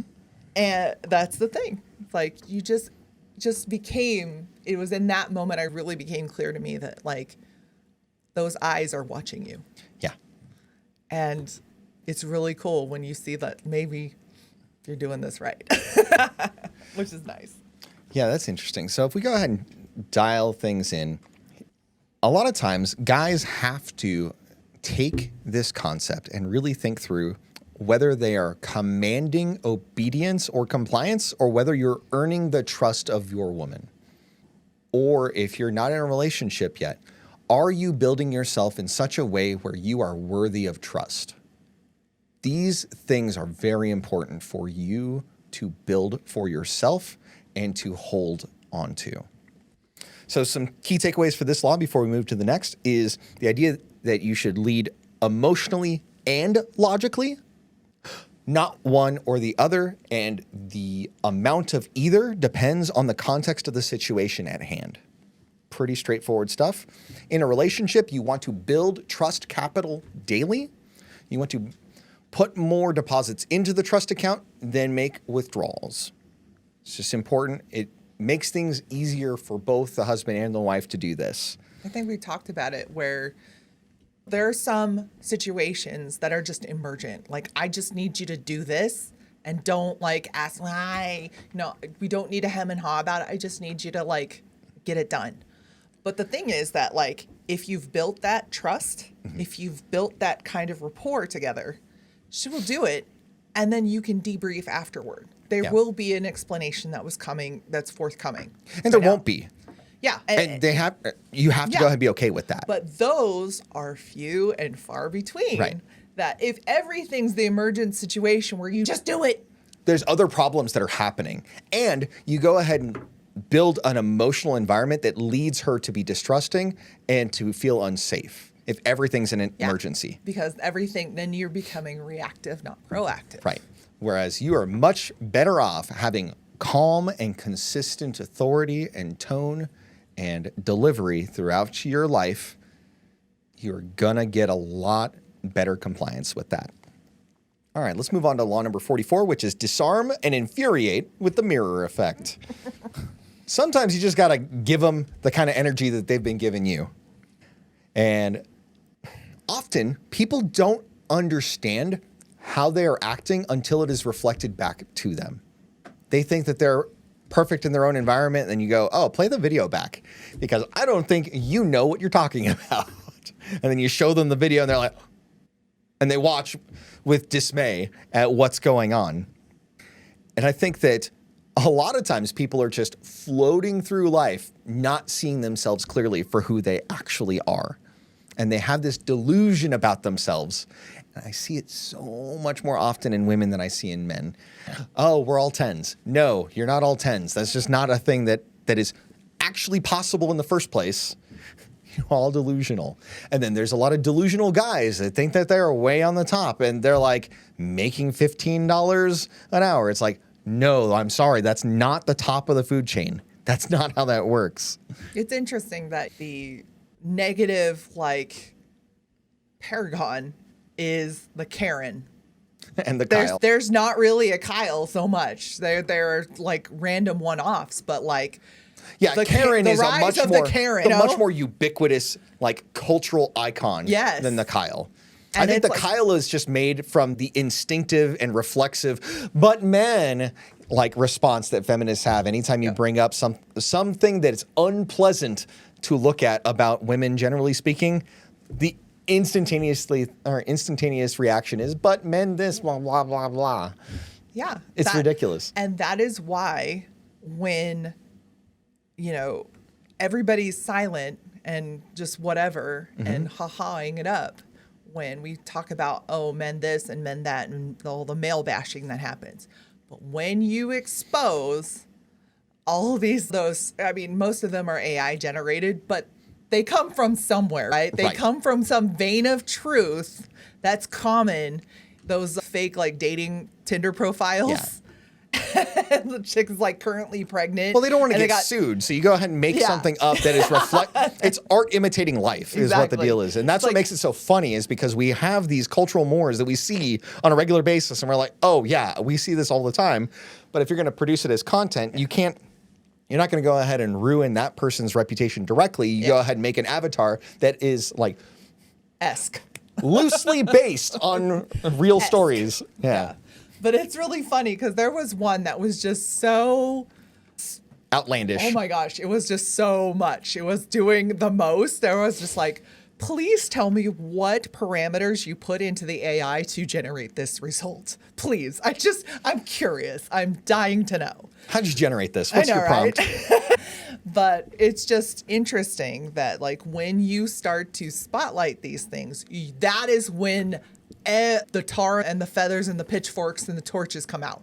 Right. It's like, well, anytime you shine a light on anything that is not bombastically in support of women, you get this reaction. Yeah. From feminists of both sexes.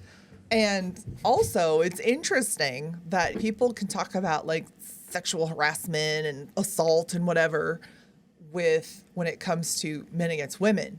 But when, like, the video at Disney World with Gaston and the chick, like, feeling him up and all that. Yeah. And he's like, no. This is not okay. Get out of here. He, like, signals to his handler, and everybody's like, what's the big deal? It's like, if this were the genders reversed, come on. Really? Right. It's just that sort of thing. It's like when you hold the mirror up, they don't like it.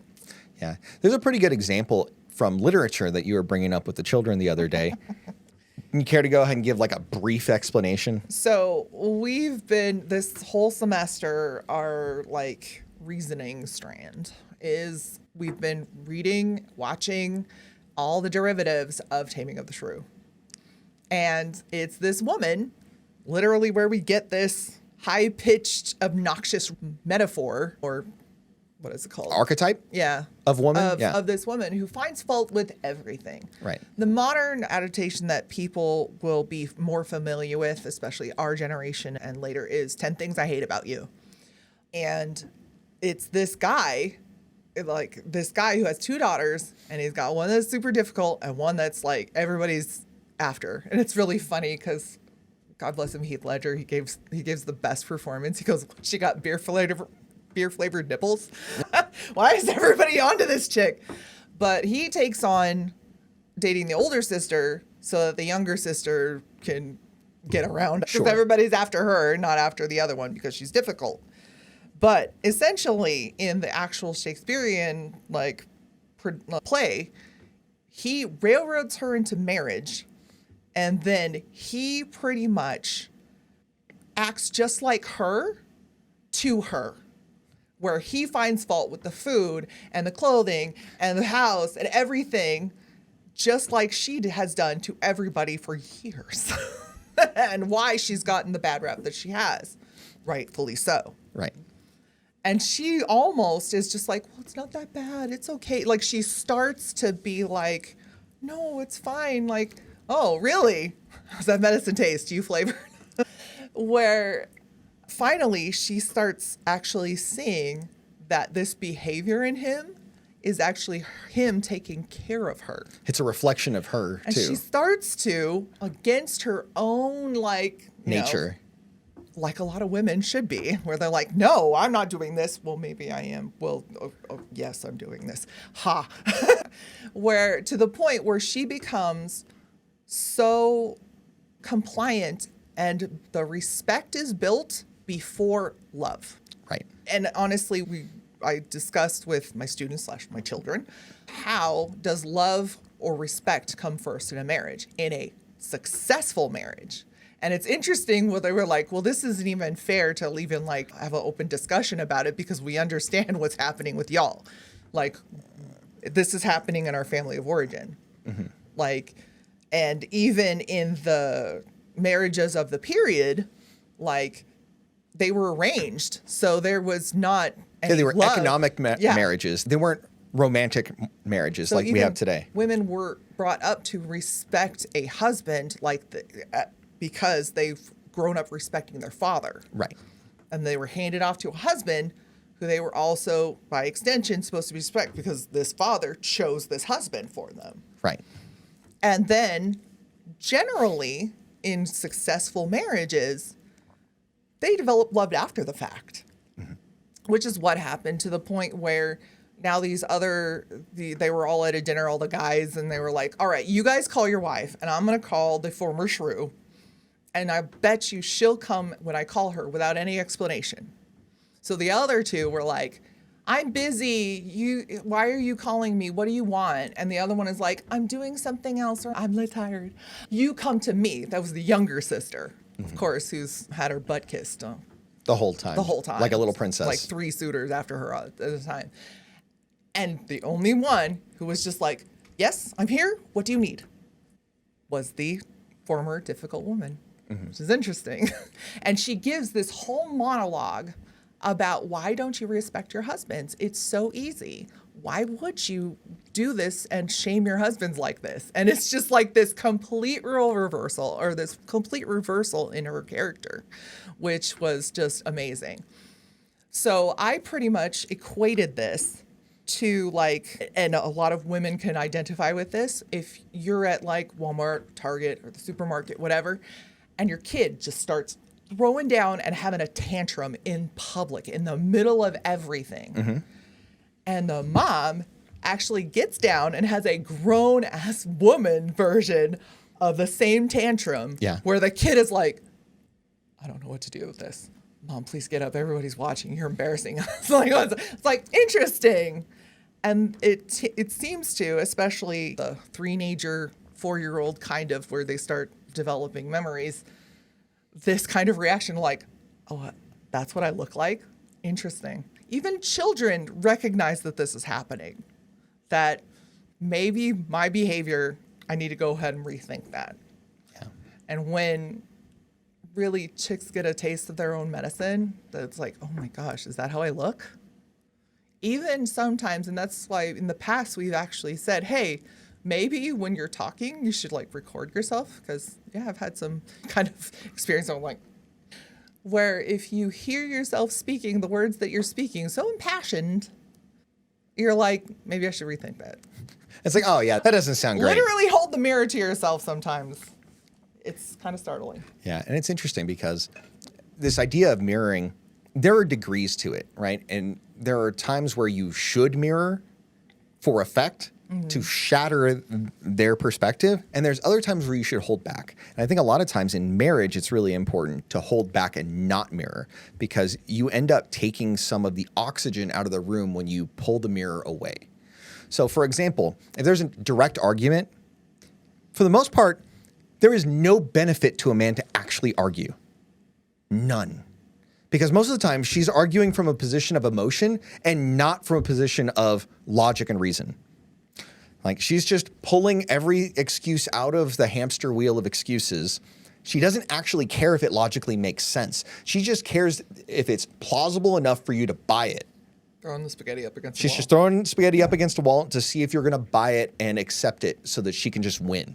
You can see rando chicks on the internet do this whole thing where they just spew everything else and they hyperbolize things and like oversimplify. I'm like, Whereas if you took the time to analyze it in its process, that they are just off their rocker. It is insane when you go back and actually analyze the footage.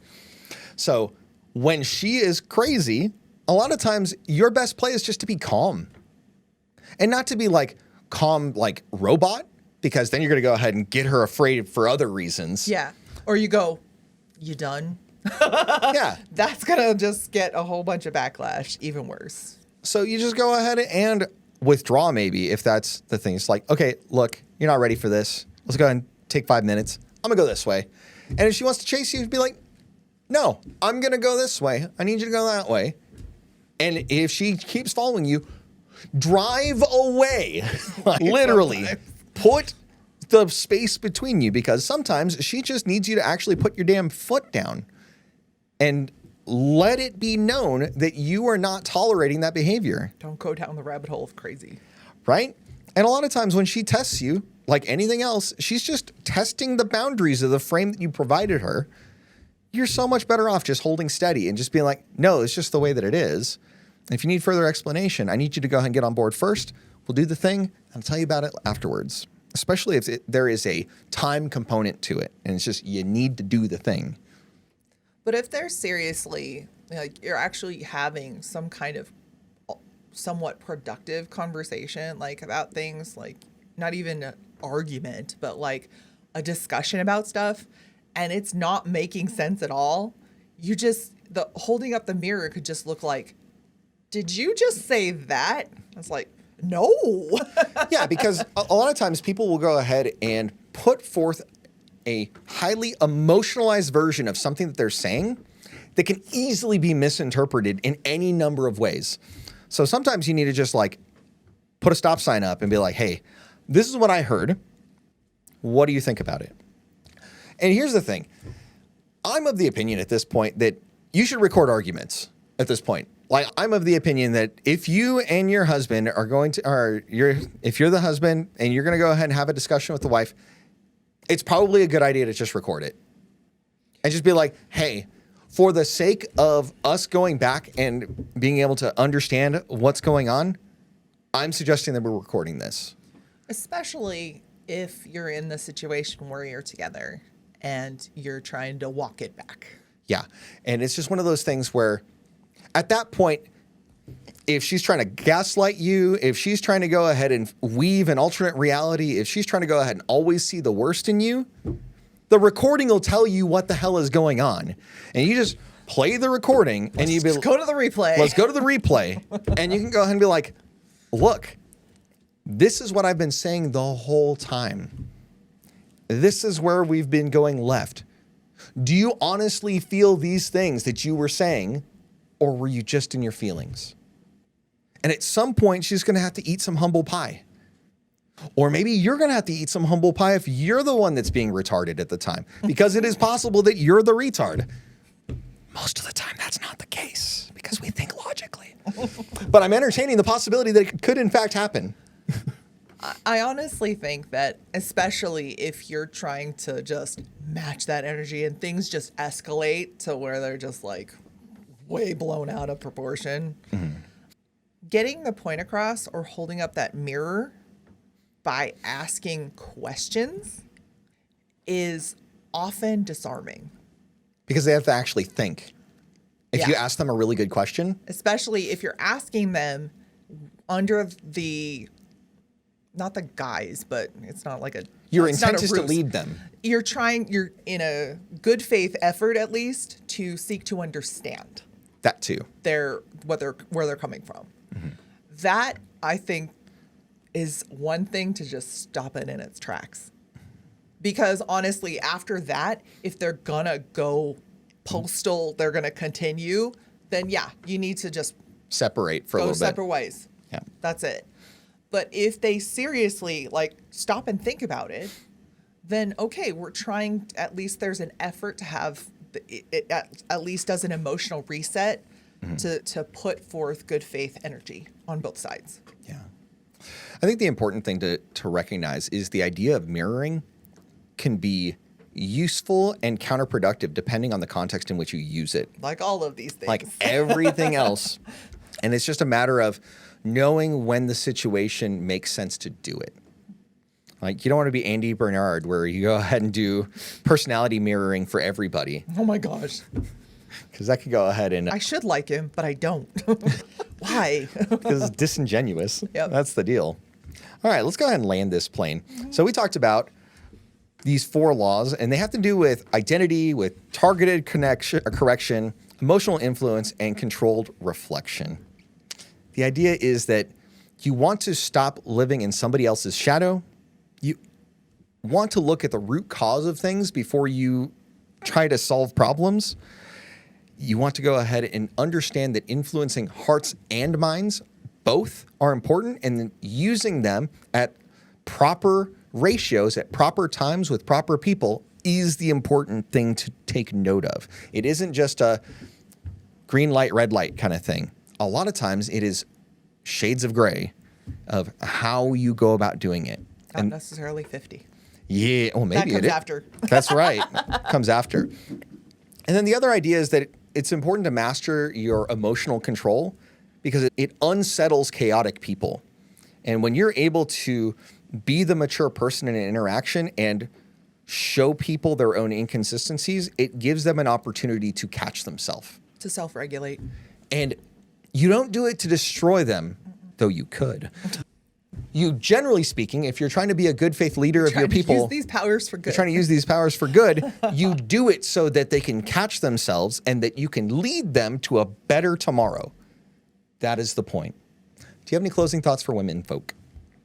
Definitely the emotional temperature and the thermometer and the thermostat. Can you explain that just a little bit?